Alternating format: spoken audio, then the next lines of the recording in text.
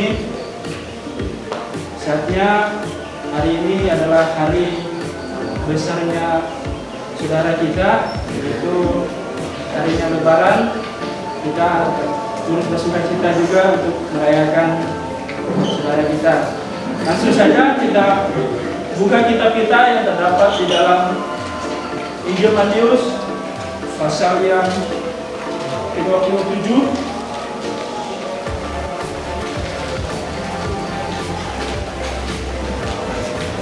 ayat yang ke-32.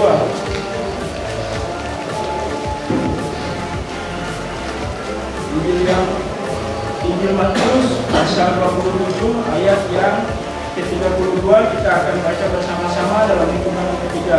1, 2, 3.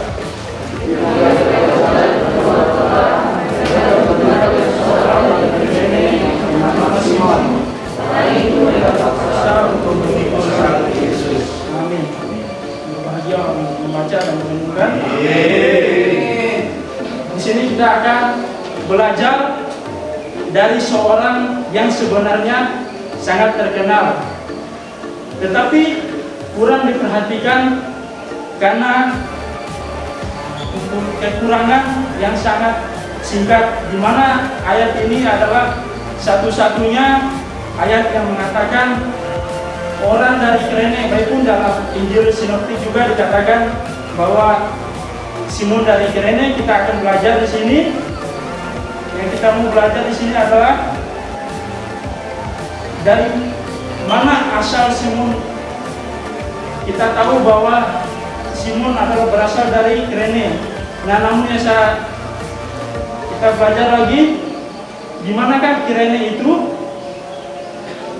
Kirene itu adalah di Afrika Utara. Kenapa Simon ini bisa ke Yerusalem? Bahwa tentu tujuannya untuk merayakan Paskah, karena di sini juga Yesus dibawa ke Bukit Golgota ini bahwa bertepatan dengan Paskahnya orang Yahudi. Jadi Simon ini orang Yahudi diaspora. Jadi orang Yahudi diaspora ini dia keturunannya orang Yahudi tetapi merantau di Afrika Utara. Afrika Utara di sini bisa kita lihat juga di dalam Kisah Para Rasul pasal 2 ayat 10. Saudara Gary bisa baca untuk kita semua. Kisah Para Rasul pasal 2 ayat 10.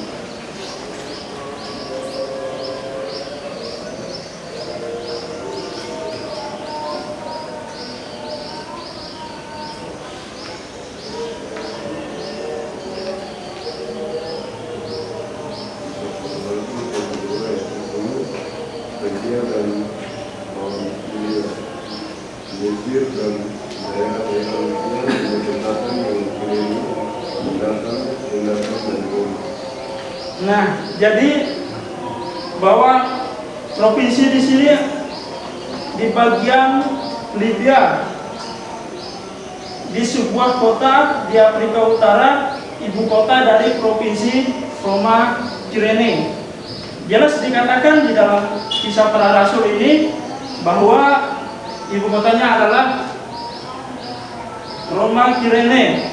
Jadi sebenarnya Simon ini termasuk orang yang diaspora. Jadi bahwa kita di sini bahwa kita merantau, tetapi darah daging kita misalnya ada yang dari Papua, Kalimantan, Sumatera, Sulawesi, tetapi kita datang di sini itu yang disebut orang yang disebut juga seperti Simon diaspora. Jadi bahwa contohnya juga seperti saudara kita yang di luar, bahwa mereka harus naik haji. Nah, itu bahwa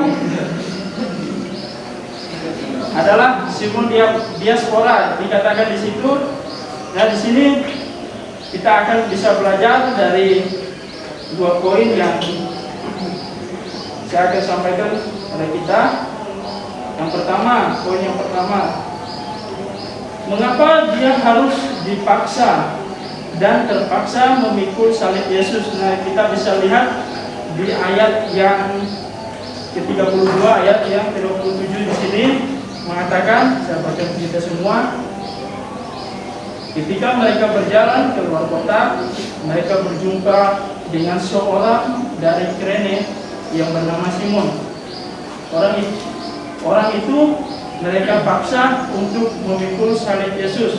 Nah, di sini Alkitab mengatakan bahwa Simon ini dipaksa untuk memikul salib, di mana saat itu Yesus sendiri memikul salib itu baik pun dari dicambuk, merasakan kesakitan, baik pun memikul salib lagi, salib yang sangat berat. Jadi kenapa harus Simon ini membantu Yesus untuk memikul salib?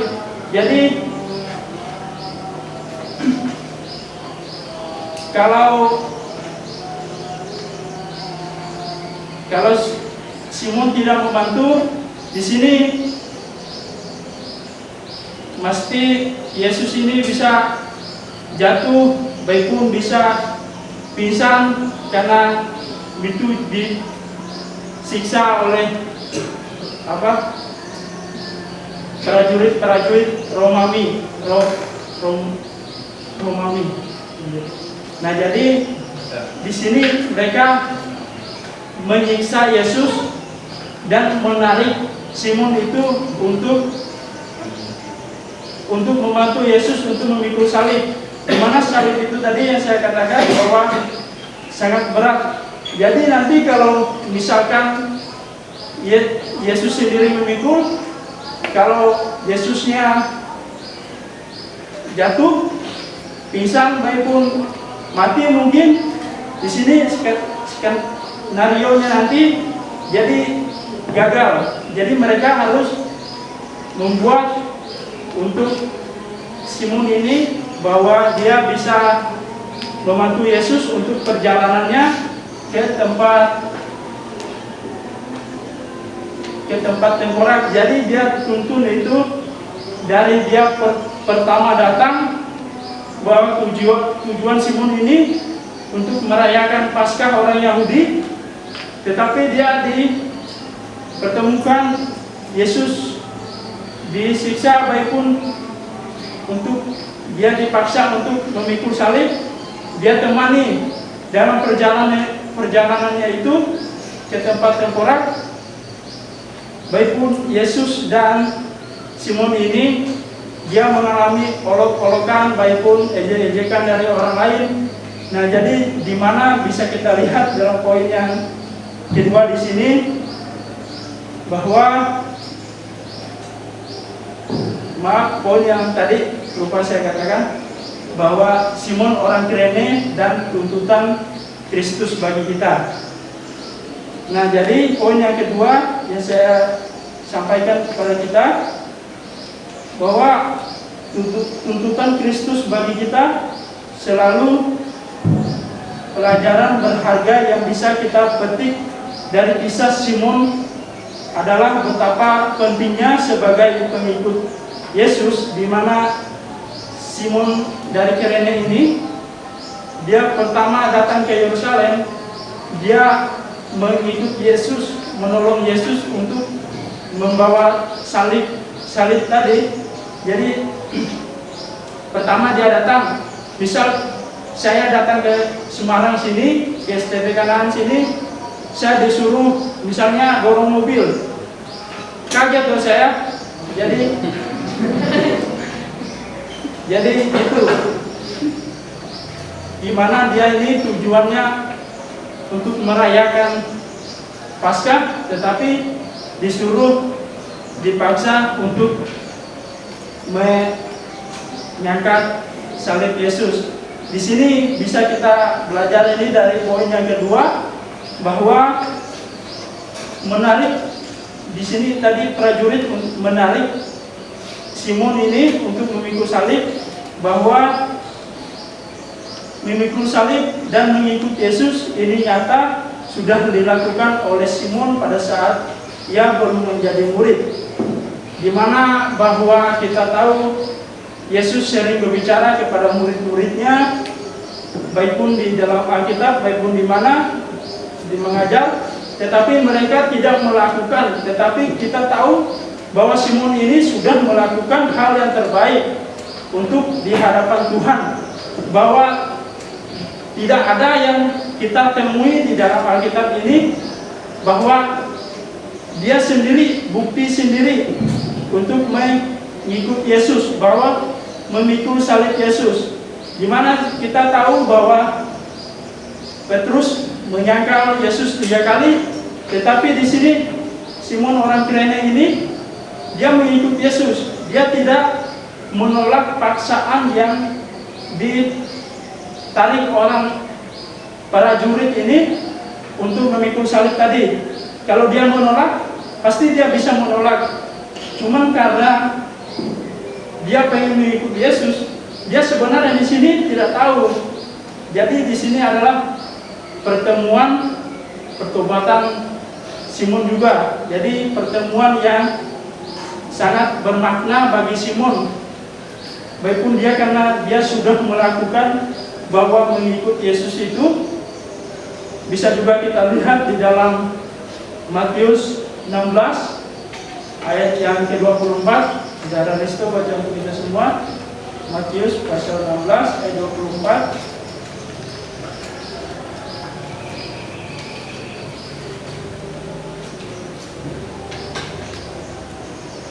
Inilah firman Tuhan. Lalu Yesus berkata kepada murid-muridnya, setiap orang yang mau mengikut aku, ia harus menyangkal dirinya, memikul salibnya, dan mengikut aku. Nah, di situ bahwa Yesus berfirman kepada muridnya, mengomong kepada muridnya, tetapi tidak ada yang melakukan selain pada Simon ini. Simon ini bukan murid, bukan siapa-siapa, tetapi dia mengikut Yesus dan memikul salibnya. Bisa kita buka juga di dalam Lukas 9 ayat yang ke-23. Saudara Hesti bisa buka untuk kita semua. Lukas 9 ayat yang ke-23.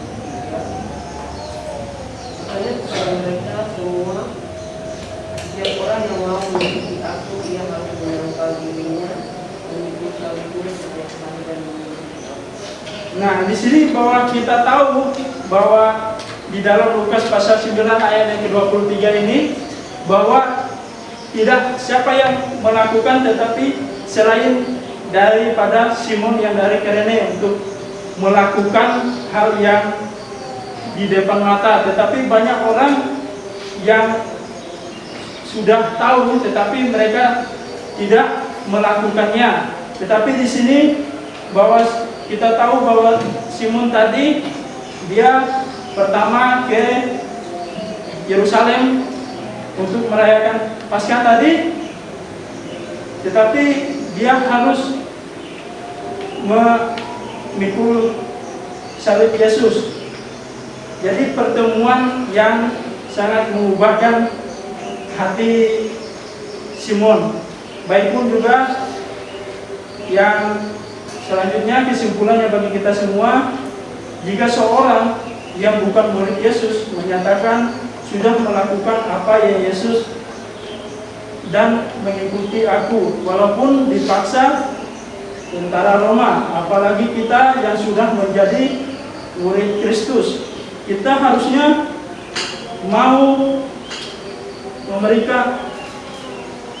memikul salib sesuai dengan perintah Yesus di dalam ayat yang Matius pasal 16 ayat yang ke-24, baik pun Lukas yang 9 ayat yang 23, bahwa di mana memikul salib itu mengikut Yesus, di mana juga bahwa Simon ini sudah melakukan lebih daripada murid. Di mana Simon ini kita tahu bahwa kita buka di dalam Markus 15 ayat yang ke-21. Saya akan baca untuk kita semua. Markus ayat 15, pasal 15 ayat yang ke-21. Pada waktu itu lewat seorang yang bernama Simon, orang Kirene, ayah Alexander dan Rufus, yang baru datang dari luar kota, dan orang itu mereka memaksa untuk memikul salib Yesus, di mana kita tahu bahwa ayahnya Simon dari Kirene ini adalah Alexander. Jadi di sini bahwa kita tahu yang di sini Rufus ini bahwa orang yang terpilih di dalam bait Allah, baik pun di dalam Roma, Rufus ini adalah orang yang dipilih Allah, baik pun orang yang setia kepada Allah, Rufus ini. Jadi kita bisa melihat bahwa pertemuan Simon dari Kirene ini membawa hasil. Mungkin pertobatan dia pas waktu memikul salib, atau berjalan ke tempat tengkorak, atau di dalam perjalanan bahwa dia mengalami pertobatan di situ.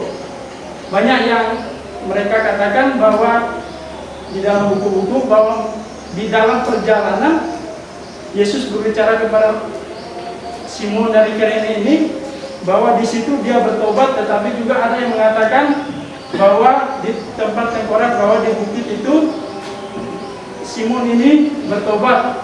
Tetapi kita tahu bahwa keluarga Simon ini bahwa keluarga yang dipilih Tuhan. Terima kasih.